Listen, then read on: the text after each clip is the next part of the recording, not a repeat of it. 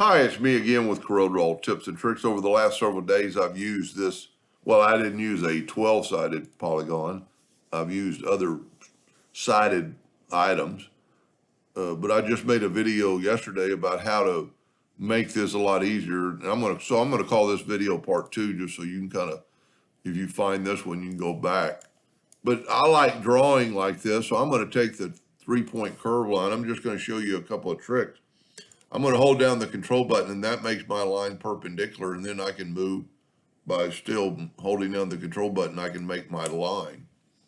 Now I can take this line and change it. I'm going to use the attract and repel tool that is really pretty cool.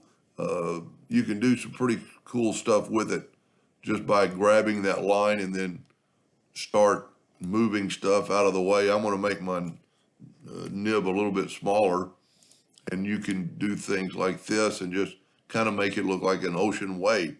But if we were going to make a shape out of this, we could go to edit and clone and rotate it 30 degrees. Let's make sure we're in the center. Let's rotate it 30 degrees and then Control D all the way around. And what's going to happen is that now that when we take our clone, matter of fact, let me nudge my item out of the way so you can kind of see this better. I'm going to take I'm still using my, well, if we click on it, it's Control Curve, where this is just a curve, clone curve. So now we can alter this thing a little more and look at all the other ones.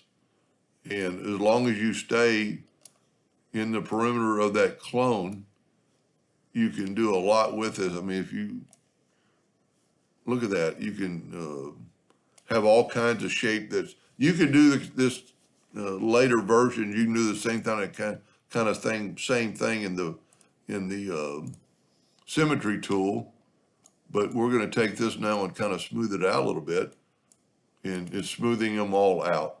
Let's take let's just take the shape tool and just grab that node and watch what happens to the other ones. Delete a node, deletes them all.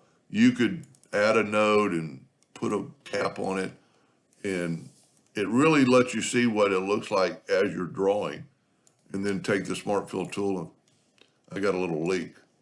So what those lines are, I can grab them all now, grab them with the pick tool, and see that we've got some possible leakage. So I'm going to go up to Windows, Dockers, and Join Curves, and hit enter, and now we should have no leaks. Pretty cool. Anyway, I hope that helped a little bit. Thank you for watching.